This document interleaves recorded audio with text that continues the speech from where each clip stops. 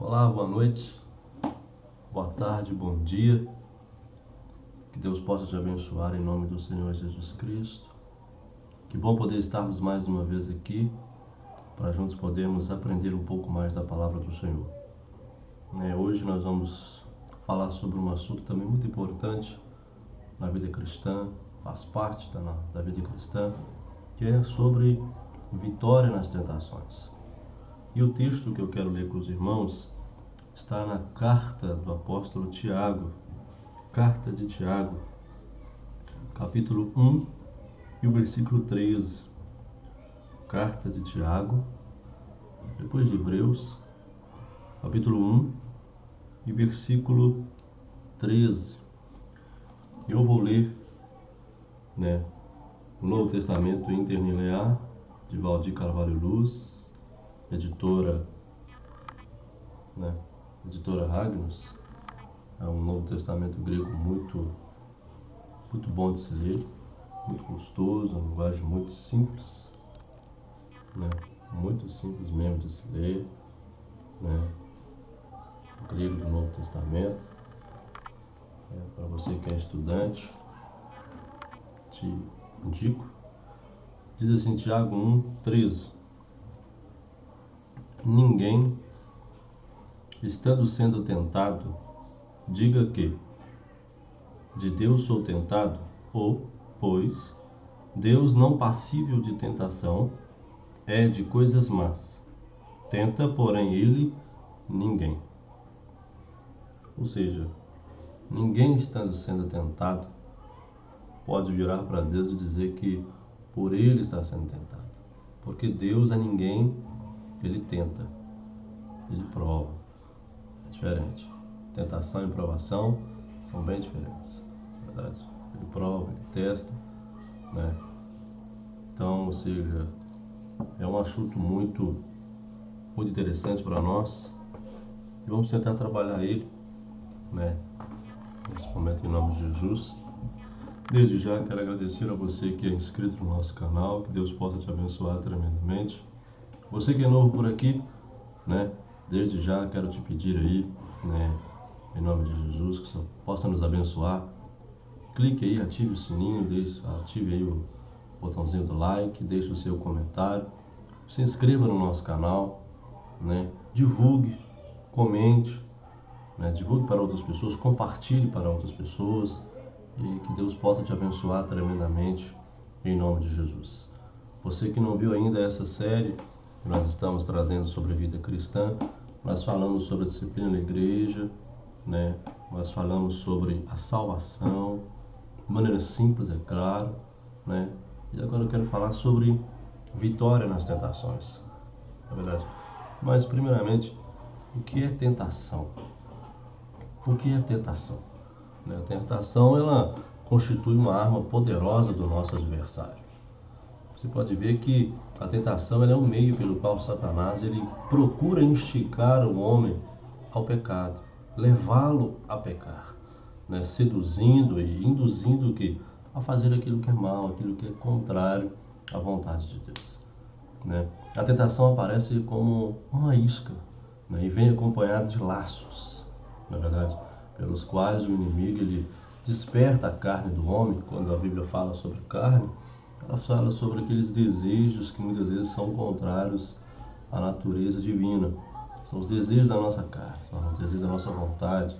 Muitas vezes, são destituídos, da graça de Deus. Aqueles desejos carnais são aqueles desejos, aquelas vontades que muitas vezes contrariam a vontade de Deus. E ela desperta na carne do homem para obedecer ao príncipe das trevas, porque eles estão sob o domínio de Satanás, estão sob o domínio do pecado, são escravos do pecado. E uma coisa interessante é a origem da tentação. Nós podemos ver que a origem da tentação ela é sempre Satanás. Ele é o tentador por natureza. O motivo porque o seu nome é tentador, como está lá em 2 Tessalonicenses capítulo 3. Ele procura com astúcia o quê? Apartar o homem de Deus. É claro que Deus não pode ser a origem da tentação, porque Deus não pode ser tentado pelo mal e ele ninguém tenta. É o texto que nós acabamos de ler aqui na carta de Paulo, a carta de Tiago, capítulo 1, versículo 3. E por que Deus não impede que a tentação venha? Uma coisa muito interessante é que Deus criou o homem com livre arbítrio. Ele não impede a tentação, porque por meio dela o homem pode provar que deseja obedecer a Deus de coração. Não somos robôs, né? Nós temos liberdade de escolha. E a tentação ela revela o que está realmente no coração do homem. Quando o homem, na hora da tentação, ele invoca o socorro de Jesus, ele é ali o que naquele momento aperfeiçoado. Ele fica mais capacitado a discernir o que entre o bem e o mal, né? E aprende a confiar mais em Deus. Assim, se amarmos a Deus, a tentação ela contribui o que? Para o nosso bem, para o nosso crescimento, para o nosso amadurecimento, na verdade, para que possamos ser cada vez mais maduros na fé. Jesus foi tentado. O próprio Jesus ele chegou a ser tentado pelo diabo. E por que Jesus foi tentado? Muito simples. Jesus foi tentado para provar que ele realmente era um homem perfeito, né? Sem pecado, né? Somente assim podia ser o quê? O Salvador da humanidade. Não é verdade? Jesus também ele foi tentado para poder o quê? Ajudar os homens nas suas tentações, né? Nas suas tentações, Jesus tornou-se um exemplo para nós, né? A primeira carta de Pedro, capítulo 2, vai explicar isso muito para a gente. Ele mostrou que a tentação em si não é pecado, pois embora tentado em tudo, permaneceu o quê? Sem pecado. Mostrou também que o aparecimento da tentação na vida do crente não é um sinal, né, de ser ele um crente fraco, pois embora Jesus fosse perfeito, ele foi tentado. Mas teve vitória total sobre as tentações. E essa vitória mostra o quê? O caminho para termos vitória sobre as tentações. A tentação de Jesus sofreu a estratégia de Satanás. Primeiro, a gente pode ver que na primeira tentação o inimigo procurou o quê? Instigar Jesus a usar o poder que havia recebido para quê? Para exercer o seu ministério para o seu próprio proveito, para si próprio. Jesus realmente possuía poder para transformar as pedras em pães, né? Porque mais tarde ele multiplicou os pães, né? Mas ele fez isso para glorificar a seu Pai e dar de comer a homens famintos. Na verdade, na tentação recusou o uso do seu poder e seu benefício próprio, né? Ao refutar o diabo, ele disse, né, que nem só de pão viverá o homem, mas de toda a palavra que sai da boca de Deus, né? E essa palavra da boca de Deus é que faltava.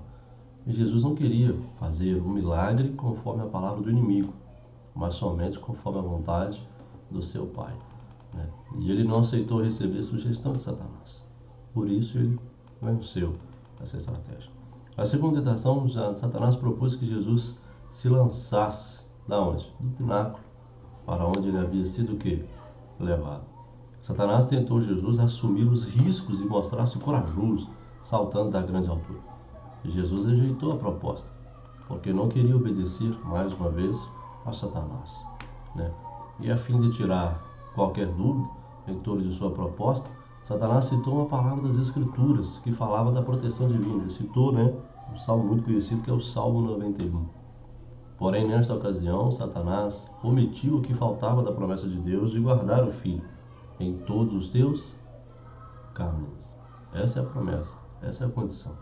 E Jesus sabia que a promessa de Deus não era para tentar Deus, mas para a proteção dos caminhos traçados por Deus. E Jesus venceu mais uma vez. Na última tentação, Satanás ele foi ainda mais atrevido, né? Ele mostrou a Jesus num só momento, num relance, o que? Todos os reinos do mundo e a glória que eles possuíam, né? Ele disse para Jesus, olha, tudo isso eu te darei, né, se prostrado me adorares. Olha só, de que maneira Satanás conseguiu mostrar isso a Jesus, a Bíblia não revela, porém o diabo prometeu que não lhe pertencia. A Bíblia diz, né, que do Senhor é a terra e a sua plenitude. Satanás ele não possui nada, né, ele somente usurpou o poder que exerce, né, ele rejeitou o domínio e o poder oferecidos por Satanás, né? Ademais, a glória que ele prometeu nada mais é do que passageira, né? Jesus, né, ele rejeitou o domínio e os poderes oferecidos por Satanás, porque ele não queria que nenhuma autoridade, né, que não fosse de Deus, né, ele não queria nenhuma autoridade que não fosse de Deus. Ele estava submisso, ele se submeteu à autoridade de Deus, ao plano de Deus, ao projeto de Deus. Ele não quis uma coroa sem cruz. Por isso ele escolheu o caminho da cruz, a coroa de espinhos. Para quê? Para por meio dela ganhar para nós uma coroa de justiça. E finalmente a justiça de Satanás, olha, vai de Satanás. E ele deixou, né? E a Bíblia diz, resistir ao diabo e ele fugirá de vós. A organização satânica, um outro assunto também podemos falar sobre esse contexto de tentação, é que Satanás, para afirmar o seu reinado do mal, ele tem como finalidade o quê? A luta contra Deus. E o que eu quero lembrar que Deus ele não tem um inimigo à altura, mas é apenas para a gente procurar entender como é que Satanás ele age, né? Luta contra Deus e contra também as criaturas que Deus. E ele procura em tudo o que? Imitar o que é de Deus. E para isso ele organizou os anjos caídos que o acompanharam em ordens, né, hierárquica, da mesma maneira que os anjos celestes também são organizados. E Jesus falou que os filhos das trevas, eles são organizados, eles são bem colocados, na verdade. Satanás, ele é o príncipe deste reino, ele é o príncipe deste mundo. Nós podemos ler, nós podemos ver isso na palavra de Deus. Nós vemos ali em Mateus 12, né? Lá eu não lembro bem o versículo, mas Satanás ele se fez príncipe do seu reino. Satanás, antes de ser expulso do céu, ele era um querubim da guarda ungido sobre a terra, pois ele habitava no Éden de Deus, né, e queria continuar com o domínio sobre o mundo e foi chamado de o príncipe deste mundo. Ele queria ser semelhante ao Altíssimo e é chamado de o Deus deste século. É o príncipe dos demônios, né, e das potestades do ar. Ele tem ali o seu quartel-general nos lugares celestiais, não no inferno, nos lugares celestiais. Por isso que Paulo vai ensinar que a nossa luta, ela não é contra a carne ou sangue, mas contra hostes, principados, potestades, hierarquias que atuam onde? Nas regiões celestes. Né? E de onde pode o quê? Atingir o mundo todo. Os demônios estão organizados de uma maneira militar. Os demônios estão organizados de maneira militar, para a gente entender bem. Então, nós temos que alguns demônios são chefes de grandes regiões ou de países, por isso são chamados como tendo autoridade sobre esses lugares. Em Daniel capítulo 10, né, chama-se príncipe da Pérsia, né, e o príncipe da Grécia. Certamente o diabo ele tem encarregado demônios graduados de liderar as forças más em cada país ou região. São os tais que em Efésios 6 e 12 são chamados de principados. Os demônios também estão organizados em hostes espirituais de maldade. Tudo isso a gente vê lá em Efésios capítulo 6, ou seja, em legiões de demônios. E essas formações têm como seus chefes o quê? Os príncipes das trevas. É verdade? A gente vê isso lá. E outra coisa interessante também, que na luta final, a luta final, no tempo da grande tribulação, no tempo, Satanás ele vai tentar imitar a Santíssima Trindade. Ele vai fazendo ali a sua própria Trindade, na qual ele mesmo é o quê? É a besta, o anticristo e o falso profeta. Mas já estará próximo do fim do seu reinado. Para você ver como Satanás ele tenta imitar aquilo que é de Deus. Na verdade, ele é um imitador, muito perigoso, muito sagaz. Ele tem enganado a muitos, infelizmente, por não terem discernimento de espírito, tem sido enganado e tem enganado há muito, muito tempo. Os métodos de luta de Satanás e dos demônios, outro assunto também que a gente pode tentar contextualizar aqui também, falando a respeito do nosso inimigo Satanás, a Bíblia diz que não ignoramos os seus artes. Não ignoremos os seus artes. A gente vai ver alguns métodos que o inimigo tenta, a sua luta contra a humanidade. Não contra Deus, mas contra a humanidade, porque ele sabe que atingindo a humanidade, ele está atingindo a Deus, porque somos feituras dele, somos imagens e semelhanças de Deus. Então ele nos atingindo, Isso entristece o coração de Deus. Você pode ver que Satanás ele ataca com violência no combate. Ele vem realmente para derrubar, para destruir. Para destruir. Desde que Caim matou Abel, porque Abel era justo, Satanás tem em seu tempo usado como arma o quê? A violência, perseguições, prisões, mortes, né? O sangue dos mártires tem jorrado até mesmo em nome da religião, infelizmente. E Satanás inspirou o quê? A Santa Inquisição na Espanha, na França e outros países, né? Ele matou multidões de crentes, multidões de pessoas fiéis. E sobretudo Jesus disse que o quê? Ser fiel até a morte e dar-te-ei a coroa da vida. Está passando perseguição, está sendo perseguido, né? Olha em volta, não é você que causou, é por amor à palavra. Tem discernimento espiritual, vê que é algo espiritual, fica firme. Resiste o diabo e ele vai fugir, vai te dar vitória. Satanás também, ele usa o engano, né? E o laço maligno, como que? Como armas. A Bíblia fala dos que caem em laços do diabo, né? Às vezes o inimigo ele apresenta falsas aparências para quê? Para enganar. Por isso que você tem falsas igrejas, falsos irmãos, falso evangelho, falsas curas, falsos profetas e por aí sucessivamente. Tudo isso para quê? Para enganar. Uma de suas armas é procurar que o crente faça o quê? Acordo com as trevas, né? E por meio de falsas promessas, ele procura o quê? Enganar os simples e para isso ele faz o quê? Ele cega a vista. Ele cega a pessoa, né? Por isso que as pessoas sem Deus elas estão cegas, elas não são espirituais, e tal como não ser espirituais, não conseguem discernir o que está acontecendo. Uma outra coisa interessante é que o inimigo ele usa como arma também sedução e tentação. Sedução e tentação. Duas armas poderosíssimas, principalmente nesse tempo que nós estamos vivendo, né? De mídias e telecomunicação, de coisas avançando, né? A sedução e tentações.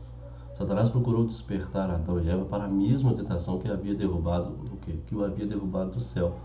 Isto é, a vontade de ser igual a Deus. Claro que tem muita coisa, né, a gente comentar sobre isso, mas aqui é o básico da nossa vida cristã, é aquilo que é principal para a gente.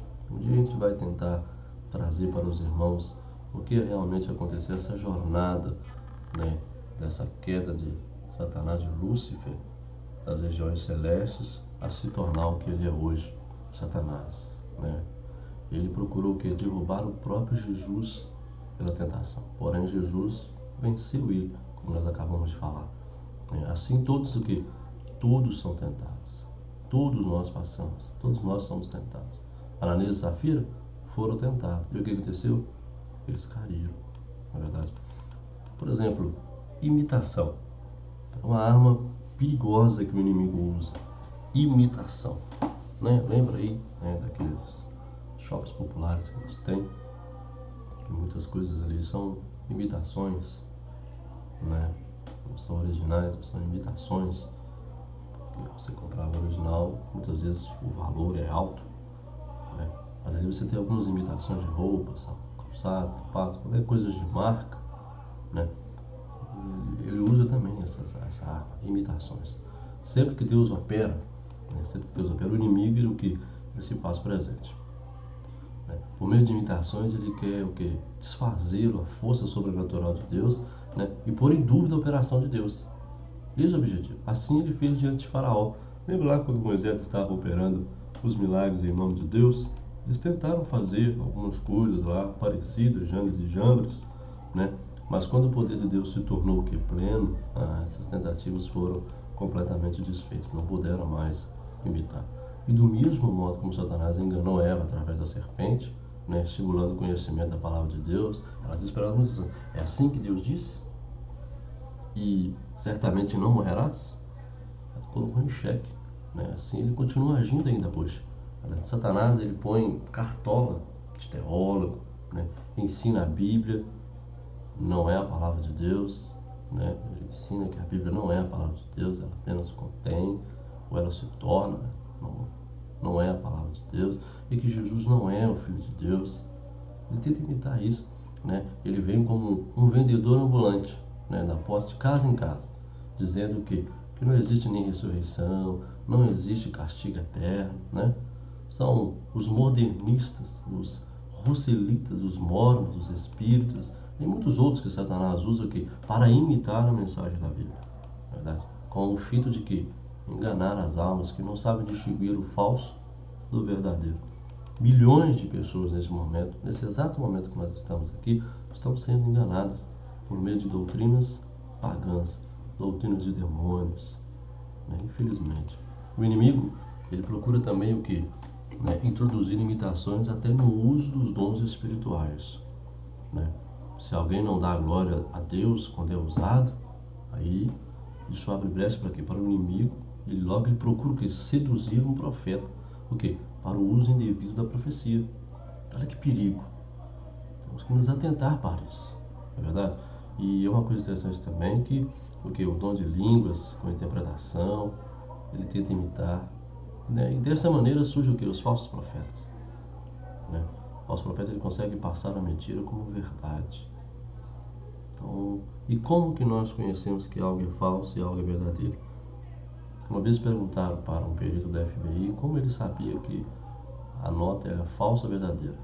Ele, um perito muito sábio, ele diz: olha, nós conhecemos apenas a verdadeira. Nós conhecemos apenas a verdadeira. Nós estudamos a verdadeira. Assim também somos nós. Como saber, como diferenciar aquilo que é falso, que é errado?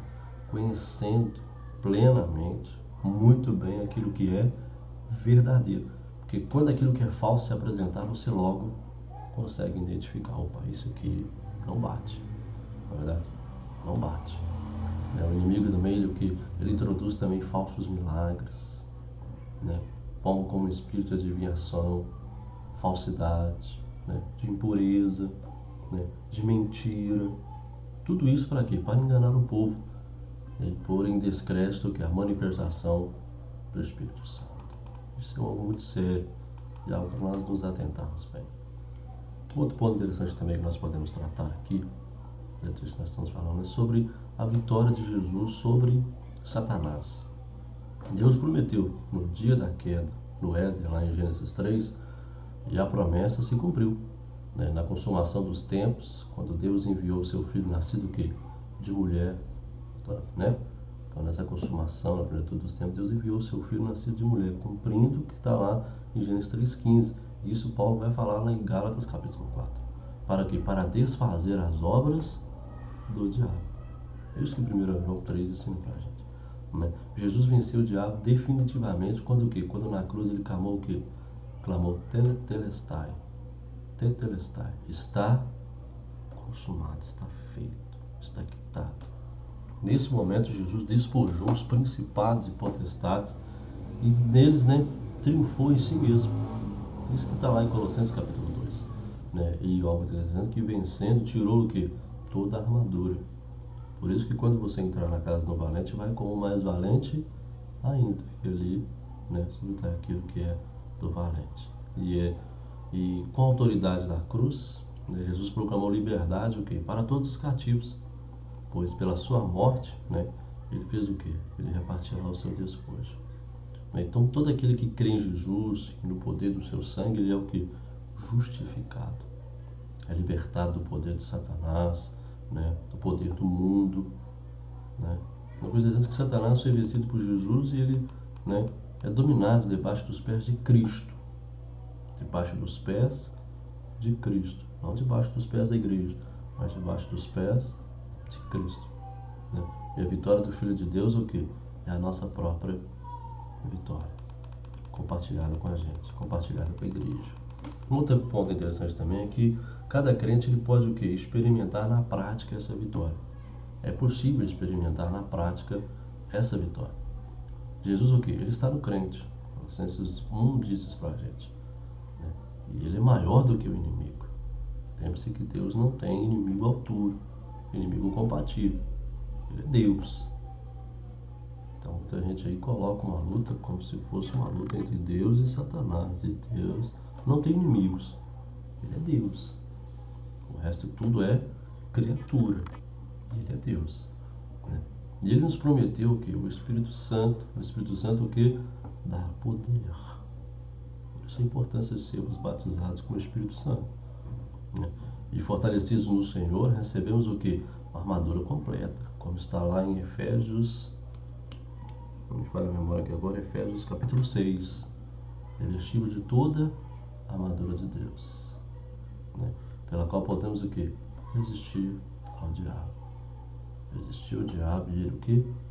Fugirá de vós. Vai ficar chamando ele para a luta, verdade? Como a gente vê infelizmente por aí, né? Um outro ponto muito importante também para a gente é que a vitória final sobre Satanás está chegando. E Satanás sabe disso.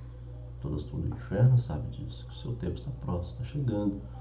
Quando Jesus vier em glória, Satanás será preso e amarrado o quê? Por 1000 anos, né? Lá no milênio, né? Depois ele será solto por um pouco de tempo e logo que continuará fazendo aquilo que é próprio dele, enganar os homens, né? E um grande número cegarão, né? E se ajuntarão na batalha contra Deus. Será uma batalha sem igual, uma batalha que nem vai chegar a acontecer direito, né? Deus, porém, né, não esperará mais e mandará o que? Fogo do céu. Para quê? Para devorar Satanás e suas hostes. Então Satanás será lançado o que? No inferno, para todo o sempre. Para todo o sempre. Ficando totalmente o que? Esmagado debaixo dos pés do seu vencedor, Cristo Jesus, o nosso Senhor.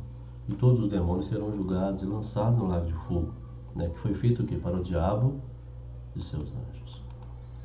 A vitória, ela encherá o que? O céu de júbilo. E por toda a eternidade subirá o que? O aleluia ao Cordeiro, que nos comprou pelo seu precioso sangue. Glória a Deus, né? Outro ponto interessante também para a gente é o caminho da vitória sobre as tentações. A Bíblia, ela mostra que o crente tem possibilidade de vencer. Eu e você temos possibilidade de vencer. Quando Jesus escreveu, né, ali as 7 cartas às igrejas na Ásia Menor, onde hoje é a Turquia, ele citou a cada uma delas uma palavra: ao que vencer, ao que vencer. Apocalipse 2, 21 diz que quem vencer herdará o que? Todas as coisas. E assim, né, em todas essas coisas, né, é um versículo que diz: em todas as coisas somos mais do que vencedores por aquele que nos amou. Mas olha as condições para esse caminho de vitória. Nós temos, não é assim também tão simples, né? O crente, ele deve fazer algo muito importante que muitas pessoas não têm feito hoje em dia, que é vigiar. A Bíblia diz: bem-aventurado aquele que vigia e guarda os seus vestidos para que não andes o quê? Para que não andes nu. Isso que está lá em Apocalipse capítulo 16. Né? Embora sejamos salvos e tenhamos colocado nossos pés sobre a rocha, né, devemos sentir a nossa inteira dependência de Deus e pedir o quê? Guarda-me continuamente. Devemos pedir para aquele que nos guarde. E nos guarde em quê? Nos guarde na verdade, né? Precisamos vigiar e orar. Hoje as pessoas oram muito e vigiam pouco. Foi Jesus que ensinou: vigiai e orai, né? E orar o quê? Vigiar e orar em todo o tempo, né? Diante dos ataques constantes do diabo. Porque ele, como Pedro vai dizer, que ele está como um leão. Ele está como? Não é. Ele está como? Parece um leão. Parece um leão, né? Ao nosso derredor, procurando o que possa tragar. Aí o nosso espírito está pronto, mas a nossa carne é fraca. Isso que Jesus ensinou lá em Mateus. Mas Jesus, ele prometeu que se o pai da família vigiar por causa do ladrão, a sua casa não ficará o quê? Nada. Então, Deus ajuda, né, aquele que vigia. Existe a promessa que o Senhor, se o Senhor não guardar a casa, em vão vigia o quê? A sentinela. Mas eu e você temos que vigiar e orar. O crente também, ele deve ter o quê? O propósito de permanecer no Senhor. Temos que permanecer no Senhor. Um propósito firme que gera firmeza no coração, o qual proporciona o quê? Poder sobre a vontade própria, né? Foi com esse propósito que Daniel ficou firme e fiel a Deus, o quê? No palácio de Babilônia, né? Foi também com esse propósito que nós vemos ali a nossa irmã Ruth. Ela decidiu o quê? Não se afastar de sua sogra Noemi, né? Então, quando essa pretendia o quê? Voltar para a sua casa, né? Voltar para a terra prometida, né? Então a gente vê que esse propósito firme, o quê? Não significa que o crente tem que lutar com o seu próprio poder. Não é isso. A Bíblia diz que Deus cumpre com poder todo o propósito da bondade e obra de fé. Deus cumpre com poder, não é? Deus, ele opera o querer como também o operar e o efetuar. É Deus que faz isso. É Ele que nos aperfeiçoa para quê? Para fazer a sua vontade, operando em nós aquilo que lhe é o quê? Que lhe é agradável. E desta maneira o crente se torna o quê? Forte. Para quê? Para resistir ao diabo. Né? E assim ele fugirá de nós. O crente recebe a força de Deus. Para quê? Para se enfrear, para fugir do mal, da aparência do mal. E assim se conservará o quê? No caminho do Senhor. E esse é o nosso desejo, o desejo de Deus para a gente. Outra coisa é que aquele que se mantém, né, aquele que mantém o mal à distância, ele guarda a sua alma. A Bíblia diz que o que guarda a sua alma, lá em Provérbios, né, não lembro onde que é, mas o provérbio diz que aquele que guarda a sua alma, ele se retira para longe do caminho perverso. Um outro texto do provérbio também diz que não se aproxime da porta da sua casa, da porta que é pecado, né? Passa de largo dela, né? Aquele que passa ali pela rua, né? Ele perto da sua esquina, mas quando fala ali sobre mulher sedutora, sobre prostituta, meretriz, simples para mim, porque se põe em perigo, né? Então, quando Pedro seguiu de longe, ele pôs-se o quê? Estava em perigo. Por isso é que nós devemos seguir ao Senhor Jesus de perto. Né? O crente deve também evitar a companhia daqueles que dão mau exemplo, porque, como diz a Bíblia, que, né, os maus costumes, né, as más companhias corrompem, as más conversações corrompem os bons costumes. Temos que tomar cuidado, né, e não se impressionar com a maioria, né, para fazer aquilo que é mal, né, errando com aqueles que erram. A Bíblia diz que o alto caminho é o que? Desviar-se do mal. Então temos que tomar cuidado, muito cuidado com isso. Outra coisa interessante também é que o crente ele deve aceitar o socorro que Jesus oferece. E esse socorro é oferecido a todos aqueles que estão o quê? Sofrendo tentação, todos aqueles que estão sendo tentados. Né? A gente vê algumas maneiras como Jesus deseja nos dar vitória. E coisa interessante é que Jesus ele ofereceu o quê? A si mesmo para nos ajudar. Ele mesmo disse: eis que estou convosco todos os dias. A Bíblia diz que, né, ao teu cuidado guardou que o meu espírito, lá em Jó. Né? Então todo aquele que crê no Filho de Deus, ele vence o mundo. E a vitória que vence o mundo é o que? A nossa fé. Né? Pelo sangue de Jesus, podemos ser vencedores. Se o crente for vencido pela tentação e buscar aí a ajuda de Jesus, ele vem correndo ao encontro desse crente. E o que? E ajuda a se restaurar, se reabilitar novamente e vencer essa tentação. Né?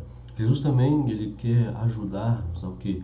A uma poderosa arma que temos. Ele quer nos ajudar a usarmos uma arma poderosa que temos. E essa arma, vou te mostrar para você aqui, esta arma. Vou te mostrar uma arma poderosa. Essa arma poderosa. Uma arma poderosíssima. Palavra de Deus. Palavra, ainda que você não entenda nada, mas leia. Só de você ler já é algo fantástico, já tem promessa para dar uma bem-aventurança para aquele que lê. Não se agarre essa palavra. E foi essa arma que ele usou contra o tentador. Lembra? Ele diz: vai de Satanás, porque está escrito. Né? E também podemos vencer pela palavra de Deus. Né? Usemos a palavra de Deus, né? Que é o quê? Que é uma espada aguda, uma espada afiada. Né? É a vitória. A palavra de Deus é a nossa esperança. Uma outra coisa interessante também é que Jesus ele prometeu nos dar o que? O Consolador para nos ajudar. Mas Jesus está presente, a palavra, ele também quer nos dar o que? Ele nos deu um Consolador para nos ajudar. Pelo poder do Espírito Santo, podemos o que? Obter vitória sobre a carne, que é o nosso maior inimigo. Satanás é o inimigo declarado. O mundo é o inimigo que está à nossa volta. Mas a nossa carne, nossos desejos, as nossas vontades, o inimigo nós lutamos todos os dias. Paulo vai dizer que quando ele queria fazer o bem, o mal ele fazia.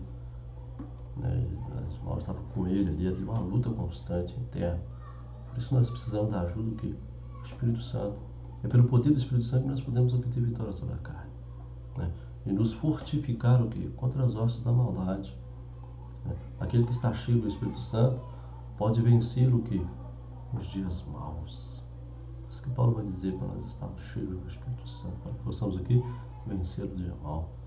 Pela unção, né? Podemos ter vitória o quê? Sobre o espírito do anticristo. Olha só que coisa interessante. Por isso que essa é a importância do jejum. O jejum ele fortalece o nosso espírito, quebra a nossa carne, né? Subjuga a nossa carne e o que exalta o espírito. Mas infelizmente muitas pessoas têm dado lugar à carne e têm sucumbido às tentações de Satanás e seus demônios. Então a gente vê que todos os crentes, todos estes meios que Jesus nos oferece, né, pelo qual deseja nos dar a vitória, tornam-se o quê? Poderosos e eficientes o quê? Na vida do cristão, que vive o quê? Em oração, vive em jejum, em vigilância, comprometidos com a palavra, né? Jesus, ele vinculou, né, o poder da vitória, o que, né, esse poder para ter vitória sobre a carne, oração. Oração é muito importante. Esse oxigênio do espírito, esse oxigênio da alma. Ele diz: vigiai e o que? Orai. Não é só vigiar, não é só orar, é vigiai e orai. É completo, né? Para quê? Para que não entreis em tentação. O salmista registrou uma coisa muito interessante, que ele diz que invocarei o nome do Senhor e ficarei o quê? Livre dos meus inimigos. Né? Que Deus nos ajude, que Deus nos guarde na hora da tentação. Né? Se você se deu, sabe que Jesus ele te perdoa. João vai dizer uma coisa muito interessante, ele diz: filhinhos, não pequeis. Mas se todavia, porém, pecares, nós temos um advogado, Jesus Cristo justo. Ele é fiel e justo para nos perdoar os pecados. Ele é fiel e justo. Esse advogado se coloca no lugar do réu. Jesus. O sangue de Jesus te purifica de todo pecado, meu amigo e minha amiga. Então, que Deus possa te abençoar tremendamente em nome de Jesus. Obrigado a você que é inscrito no nosso canal. Você que ainda não se inscreveu, ative aí, logo embaixo, aperta aí embaixo aí, né? Se inscreva no nosso canal. Ative aí, né, o sininho, deixa aí o seu like, deixa o seu comentário, é muito importante pra gente. Deixa aí alguma sugestão, alguma coisa, né? Possamos aí interagir. Que Deus te abençoe tremendamente em nome do Senhor Jesus Cristo, né? Que Deus te guarde, né, das tentações em nome do Senhor. Que Deus te abençoe tremendamente em nome de Jesus. Que Deus te abençoe.